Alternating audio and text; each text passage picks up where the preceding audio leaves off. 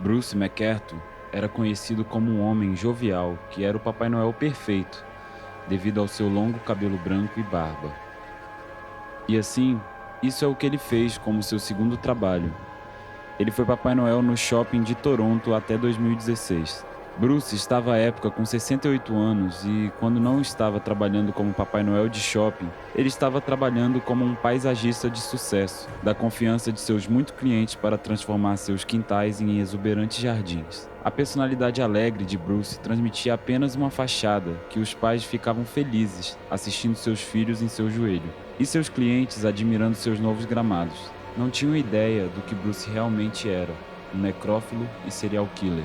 Mal sabia um de seus clientes que ele estava transformando seu mais novo jardim em um cemitério. Entre dezembro de 2010 e junho de 2017, Bruce assassinou pelo menos 8 homens que eram geralmente vulneráveis, tendo sido pobres solitários ou novos imigrantes. Todas as vítimas de Bruce chegaram ao que eles achavam que era um país seguro para explorar. Bruce, com sua natureza aparentemente acolhedora e amigável, levou suas vítimas a pensar que ele era um amigo e podiam confiar nele, o que tornava fácil seu trabalho de assassino. Bruce foi descrito por colegas de trabalho por ser um grande cara, que sempre tinha um sorriso no rosto.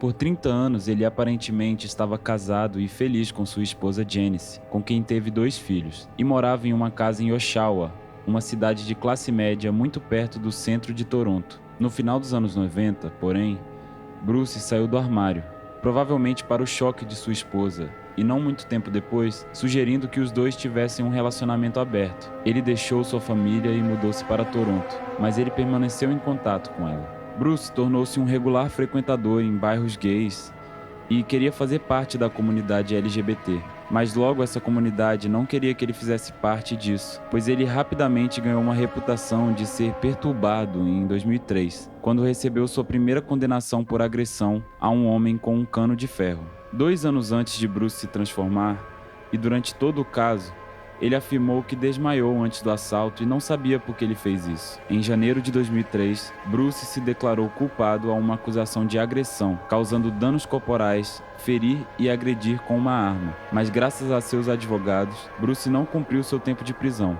Em vez disso, ele foi ordenado a participar de tratamentos para controle da raiva e fornecer uma amostra de DNA para a polícia para acompanhamento. Bruce teve seu processo suspenso para que ninguém jamais soubesse que ele foi preso. O negócio de paisagismo de Bruce estava ocupado o suficiente para ocasionalmente contratar trabalhadores casuais, até que um desses contratados desapareceu, Mahid Kahram.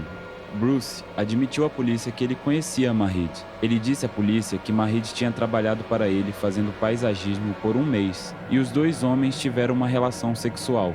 Bruce não era um suspeito no momento da entrevista. Ele foi tratado como testemunha nos casos da pessoa desaparecida. A abordagem de Bruce ao assassinato era geralmente o mesmo: estrangulamento com uma corda e barra de metal. Quando suas vítimas estavam mortas, ele exibia seus corpos e fotografava, às vezes em seu apartamento e às vezes em seu Dodge Caravan vermelho. As vítimas eram colocadas vestindo um casaco de pele e com um charuto na boca. Alguns tiveram suas barbas e cabelos raspados e outros tiveram seus olhos fechados. Então, ele tirava fotos de sua genitália. Bruce armazenava essas fotos de cadáveres em arquivos digitais em seu computador. Ele então desmembrava suas vítimas, distribuindo suas partes do corpo em um jardim do cliente, colocando em uso seu conhecimento e habilidade de jardinagem. Em junho de 2016, Bruce acabou em uma delegacia, depois de um cara que ele estava tendo relações sexuais o denunciou por quase o sufocando até a morte enquanto eles estavam na parte de trás de sua van. O homem conseguiu escapar e reportar Bruce para a polícia, e pela segunda vez Bruce finalmente entregou-se à polícia. O homem que denunciou Bruce alegou que eles estavam na parte de trás de sua van quando Bruce começou a sufocá-lo violentamente. O homem afirma que mal conseguiu escapar, mas quando Bruce estava sendo interrogado pela polícia, ele fingiu que ele foi convidado pelo homem.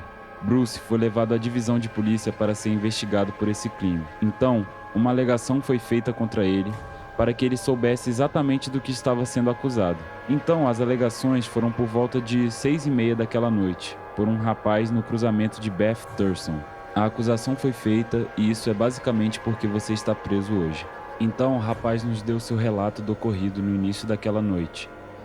Eu conheci ele, conversamos sobre ir jantar e ele disse que precisava tomar um banho. Então eu disse que iria encontrá-lo no Tim Hortons em Finch. E ele sugeriu irmos para a parte de trás de seu caminhão, uma vez que ainda não tinha sido usado.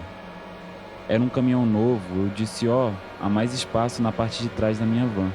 Então fomos para a minha van. Então eu coloquei minha mão em sua garganta, apenas por alguns segundos, porque ele é muito forte. Ele apenas virou-se e agarrou-me pela garganta. Ele disse, agora eu vou te mostrar o que sou capaz de fazer com você.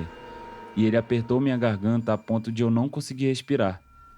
Então, eu coloquei minhas mãos ao ar como rendição, porque eu não podia falar. E foi quando ele finalmente soltou. E então ele pulou do carro e ele disse, eu não quero ver você de novo. As coisas saíram do controle, eu nunca fiquei violento. Eu só achei que ele gostasse de brutalidade. A polícia acreditou na história de Bruce e o caso foi arquivado. Em 26 de junho de 2017, Andrew Kingsman desapareceu e este foi o começo da queda de Bruce. Andrew era diferente das outras vítimas de Bruce. Andrew era bem conhecido e apreciado entre a igreja e a comunidade gay de Toronto, e ele era o zelador de seu prédio. Seu desaparecimento após a Parada do Orgulho Gay de Toronto foi rapidamente notada, e dentro de dias cartazes de seu rosto foram vistos por toda a cidade. Andrew havia se tornado a mais recente adição aos desaparecimentos perturbadores de homens gays que atormentavam a comunidade há anos. Amigos e colegas de Andrew sabiam que ele estava interessado em crimes reais e assassinos em série. Um colega observou que ele teve uma ligação ocasional com um homem com o perfil dos serial killers e como eles funcionavam. Quando a polícia investigou o apartamento de Andrew, encontraram arquivos de computador sobre o serial killer e necrófilo Dennis Nilsen, caso conhecido como o gentil assassino Dennis. Os métodos de assassinato de Dennis eram estranhamente semelhantes ao de Bruce. Eles também encontraram um documentário sobre o serial killer dos Estados Unidos, John Wayne Gacy, e 10 fotos de Bruce, tiradas em 11 de setembro de 2010, usando a câmera de Andrew. O nome Bruce também era rabiscado no calendário anual de Andrew, coincidentemente no dia em que ele desapareceu. Andrew suspeitava que Bruce era um assassino e estava fazendo sua própria investigação policial. Descobriu imagem das câmeras de segurança mostrando Andrew entrando no Dodge 2004 vermelho de Bruce. Eles finalmente tinham um suspeito. Em setembro de 2017, enquanto Bruce estava sob investigação da polícia, tomou uma xícara de café que ele descartado no lixo para obter uma amostra de seu DNA. 2 meses depois, em seu carro, em um ferro velho que ele foi apreendido pela polícia e examinado, eles encontraram sangue e sêmen conectado a várias vítimas de Bruce, incluindo Andrew Kingsman e outra vítima, Salim Essen. Essa evidência permitiu à polícia obter um mandato para entrar na casa de Bruce secretamente sem ele estar lá. Peritos descobriram fotografias de Andrew e Salim em seu computador, tiradas depois de que os 2 homens estavam mortos. O momento dessa descoberta foi impecável, porque Bruce provavelmente estava prestes a cometer outro assassinato. No dia seguinte, a polícia testemunhou um jovem homem chegar no prédio de Bruce em Toronto. O homem provavelmente seria a próxima vítima de Bruce. Eles invadiram a casa de Bruce, encontrando um homem que entrou em seu apartamento nu e algemado na cama, com um saco preto na cabeça. Nada disso foi feito com o consentimento dele, e ele estava gritando por socorro. Bruce foi preso e acusado de assassinato de Andrew e Salim. Uma busca mais profunda em seu apartamento revelou arquivos de cada uma de suas 8 vítimas e lembranças de cada um de seus crimes. Incluíam cordas e uma barra de metal usada nos estrangulamentos, joias de várias vítimas e um caderno de Salim.